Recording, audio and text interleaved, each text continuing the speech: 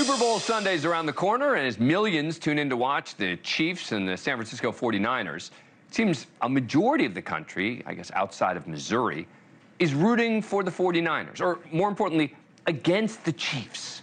Why the hate? Doesn't America love a winner? Seems the Chiefs are the new villains of the NFL. According to Bet Online, tracked 120,000 negative sentiments aimed at specific NFL teams on Twitter or X since before Thanksgiving, when the games really start to count. Through last week, Chiefs far and away the biggest magnet for the trolls. Of course, the popular theory these days is Taylor Swift. NFL purists whining about the cutaway shots to show the pop star cheering on her guy, Travis Kelce.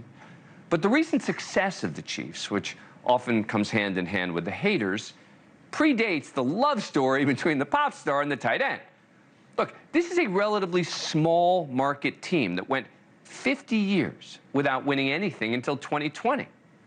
Earlier, I spoke with Super Bowl winning quarterback Joe Theismann, who spent 12 seasons with the Washington Redskins. It is great to have you on the program. Thanks for coming on. Dan, thanks for having me. I really appreciate it. I love what you're talking about. It's been 50 years, and all of a sudden they get to the top, and everybody's mad at them. Well, why does everyone hate the Chiefs? Pardon? Why does everyone hate the Chiefs? I think people just don't like people being that successful. We saw with the New England Patriots. You know, we went through a stretch of 10 years where we went to 3 world championships in Washington. It's funny. They root for you when you're an underdog, and then all of a sudden you win, and everybody goes, yay. And then you win again. They go, well, I don't know. And then you win another time. And it's like, hey, I don't like those people. I think it's great. I always look at it this way. If you don't want me to win, beat me. And I think that's the approach of the Kansas City Chiefs. If you don't want us here, if you don't like us, that's fine with us. We're going to do our job. And if you don't think we can get it done, then find somebody to beat us. Let me play it. This is one of the Kansas City Chiefs fans talking about why he thinks so many people hate the Chiefs.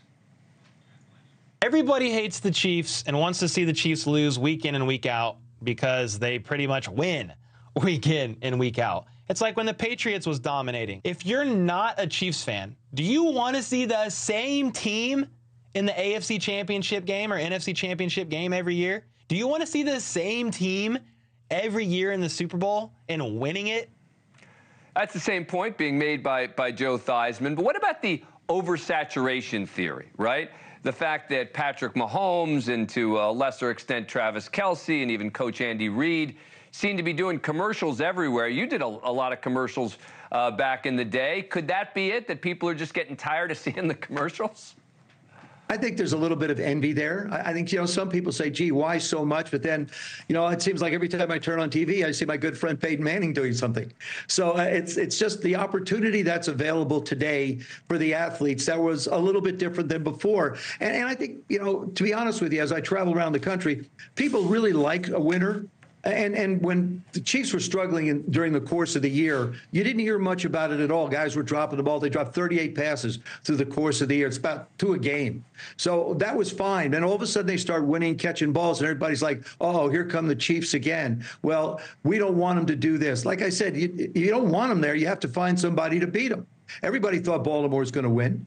They're an underdog in this game against San Francisco. Yeah. I think it's great that they've been able to pull themselves together and play the kind of football that have gotten them where they are. What about Taylor Swift? Is she part of the problem?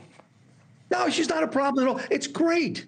Here's my response to the people that complain about Taylor Swift. First of all, I think it's terrific that she's a great fan. I think she shows her emotion. She doesn't hide anything. I think it's wonderful. You never miss a play. Ask anybody who's watching a football game, Dan, have you ever missed a play on the field because they panned to Taylor Swift? How about the Knicks and Spike Lee? What about New York? How about the Los Angeles Lakers with all the people that are in the stands there? Nobody ever complained. I think it's wonderful Taylor's there to support Travis, and I'm thrilled for both of them. I just want to say, there's probably an over and under on what time she's going to get to the stadium because she has to come from Tokyo. So it'll be very interesting. Thank you for watching. Go to newsnationnow.com to find NewsNation on your cable provider. And don't forget to click the red subscribe button below to get more of NewsNation's fact-driven, unbiased coverage.